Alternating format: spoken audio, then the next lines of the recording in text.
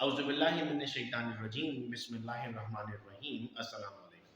बच्चों, मैं उम्मीद कर रहा हूँ कि आप सब खैरियत से और आप सबको वेलकम एक मरतबा फिर ऑनलाइन क्लासेस में। स्टूडेंट्स, आज के इस वीडियो लेक्चर में हम first year physics chapter number 6 से एक टॉपिक पढ़ने जा रहे हैं जिसमें हमें एग्जाम में क्वेश्चन आता है calculate the mass and density of earth. Student, हम स्टार्ट करते हैं topic Newton's law of gravitation से।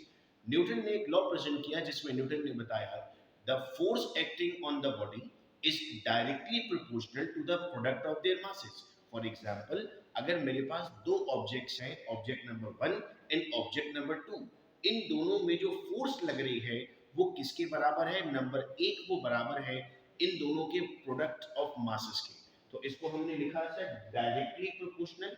डायरेक्टली प्रोपोर्शनल का मतलब होता है जितना मास ज्यादा उतनी फोर्स ज्यादा। और अगर इनवर्सली कहता तो अभी मैं समझाता हूँ कि वो रेडियस के साथ कैसा ताल्लुक होगा। तो मैंने यहाँ पर क्या लिख दिया, F is directly proportional to m1 m2। m1 क्या है? मास ऑफ बॉडी 1 है, और m2 क्या है? मास ऑफ बॉडी 2 है। इसके बाद मैंने क्या लिखा? मैंने लिखा force is inversely proportional to the square of distance between them. अपने जहन में मैग्नेट लेकर आएंगे। सपोज कीजिए दो मैग्नेट के पीसेस हैं। अब मैग्नेट को अगर मैं नजदीक लाता हूं तो उनके दरमियान कुव्वत बढ़ती है, जब दूर लेकर जाता हूं तो उनकी कुव्वत कम होती है। देखो मैं क्या कह रहा हूं, जब नजदीक लाता हूं तो कुव्वत बढ़ती है, जब दूर ले जाता हूं तो कुव्वत कम होती है। तो मैं यहाँ पर क्या लिख रहा हूँ, एक चीज बढ़ रही है तो दूसरी कम हो रही है, एक चीज कम हो रही है तो दूसरी बढ़ रही है। इसको कहते हैं बेटा इनवर्सली प्रोपोर्शनल। तभी मैंने 1 अपॉन करके यहाँ पर लिखा। अब मैंने दोनों तरफ f मौजूद था तो इस इक्वेशन को कंपेयर किया तो क्या बन गया, f is proportional to m1 m2 upon r square. याद रहे बच्चों, जब कभी भी ये वाली साइन रिमूव करते हैं इज इक्वल टू लगता है और कांस्टेंट लगता है। फिर रिपीट कर रहा हूं, जब कभी ये वाली साइन रिमूव करते हैं क्या लगता है? इज इक्वल टू और कांस्टेंट। तो मैंने क्या किया, इज इक्वल टू भी लगा दिया, कांस्टेंट भी लगा दिया। ये जो जी है, कैपिटल जी, इसका नाम है ग्रेविटेशनल कांस्टेंट। एक स्मॉल जी होता है ना, उसका नाम होता है ग्रेविटी। ये कैपिटल जी है तो इसका नाम क्या है? Gravitational constant. ग्रेविटेशनल कांस्टेंट की वैल्यू आपको याद रखनी है। स्क्रीन पर आप देख रहे हो 6.67 एक्सपोनेंट -11 न्यूटन मीटर स्क्वायर पर किलोग्राम स्क्वायर। ये आपके पास एक फॉर्मूला आ गया। अब हम मालूम करने जा रहे हैं मास ऑफ अर्थ। देखो मैं कहता हूं अर्थ एक स्फीयर है और उस स्फीयर पर आप खड़े हो, तो दो बॉडीज हो गई, एक अर्थ हो गया और दूसरा आप हो गए। आपके मास को मैंने लिखा m और अर्थ की मास को मैंने लिखा me। डोनेट करने के लिए ना, बताने के लिए, अगर आपका नाम आकिब होता तो मैं यहाँ पर MA लिख देता, यानी mass of Aqib and mass of earth. तो डिपेंड करता है कि आपके पास जो भी चीज मौजूद थी आपने उससे यहाँ पर लिख दिया। अच्छा, फोर्स किसके बराबर है? वेट फोर्स होती है ना, और वेट बराबर होता है MA की। आप कहोगे सर mg क्यों लिखा? चूंकि जब हम ग्रेविटी की बात करते हैं, फ्री फॉलिंग ऑब्जेक्ट की बात करते हैं, तो a किसके बराबर हो जाता है बच्चों? a बराबर हो जाता है g के। तो हमारे पास बन गया W is equal to mg। तो मैंने क्या किया, मैंने f के बजाय लिख दिया mg, और यहाँ पर फॉर्मूला लिख दिया me अपॉन re स्क्वायर। कुछ कैंसिल होता हुआ नजर आ रहा है आपको? मैंने यहाँ पर क्रॉस किया हुआ है, देखो बेटा, यहाँ पर m से m को कैंसिल कर दिया। जब m से m को कैंसिल कर दिया तो फॉर्मूला में क्या बचा आपके पास? सर हमारे पास बचा g is equal to capital G me upon re square. क्या बचा हमारे पास?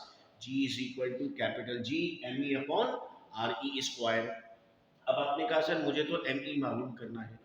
जिसको बेटा मालूम करना होता है उसे एक तरफ अकेला छोड़ना होता है और बाकी तमाम की तमाम चीजें दूसरी तरफ ले जानी होती है। आर स्क्वायर यहाँ पर डिवाइड हो रहा है तो वहां जाकर क्या होगा? मल्टीप्लाई। कैपिटल जी वहां पर मल्टीप्लाई हो रहा है तो उस तरफ जाकर क्या हो जाएगा बेटा? डिवाइड। तो आप देख रहे हो फॉर्मूला में यहाँ पर आपको लिखा हुआ नजर आ रहा है ME is equal to G into R square upon capital G. अब देखो ये तीनों कॉन्स्टेंट वैल्यूज है, ये तीनों क्या है? Constant value. स्मॉल जी की वैल्यू आपको पता है कितनी होती है? 9.8 होती है। रेडियस आपको पता है कितना होता है? 6.4 एक्सपोनेंट 6 होता है। ठीक है, कैपिटल जी कितना होता है? सर कैपिटल जी 6.67 एक्सपोनेंट -11 होता है। तो क्या किया, इन वैल्यूज को पुट किया और सॉल्व किया। जब बेटा सॉल्व किया तो आंसर आता है 5.97 5.98, जो अप्रोक्सीमेटली किसके इक्वल होता है? 6 एक्सपोनेंट 24 kg। तो अगर आपसे कोई पूछता है what is the mass of earth, यानी पूरी जमीन का वजन कितना है, तो आप कहेंगे 6 एक्सपोनेंट 24 kg। और आपको कैसे पता लगा कि जमीन का वजन इतना है? सर फॉर्मूला लगाया था। अगली चीज आती है बेटा हमें डेंसिटी ऑफ अर्थ। डेंसिटी का फॉर्मूला क्या होता है? सर डेंसिटी का जो फॉर्मूला होता है मास अपॉन वॉल्यूम। मास तो मालूम कर लिया ना आपने, क्या वॉल्यूम मालूम किया? अब अर्थ का वॉल्यूम कैसे मालूम करें? हम कहते हैं ना कि अर्थ एक स्फीयर है, गोल है, तो स्फीयर चीजों का वॉल्यूम मालूम करने का फॉर्मूला क्या होता है? 4/3 पाई आर क्यूब। आर की वैल्यू है आपके पास 4/3, डिवाइड करेंगे नंबर है, पाई भी आपके पास 22.7 है। जब आपने उसको सॉल्व किया तो आपके पास वॉल्यूम आ जाएगा। अब मास और वॉल्यूम को अगर हम डिवाइड करेंगे तो जो चीज मिलेगी हमें उसे हम क्या कहेंगे? उसे हम डेंसिटी कहेंगे। तो डेंसिटी हमारे पास आई 5.5 एक्सपोनेंट 3 किलोग्राम पर मीटर क्यूब। ये बहुत इंपॉर्टेंट क्वेश्चन है जो एग्जाम में पूछा जाता है। मैं उम्मीद करता हूँ कि हमें ये सवाल समझ में आया है बच्चों। अगर आप व्हाट्सएप ग्रुप का पार्ट बनना चाहते हैं तो स्क्रीन पर दिए हुए नंबर पर व्हाट्सएप कीजिए अपना नाम, अपना कॉलेज और अपनी क्लास 03332243 031। बहुत शुक्रिया बच्चों इस वीडियो लेक्चर को सुनने का। अपना बहुत ख्याल रखिएगा आप सब लोग। अल्लाह हाफिज।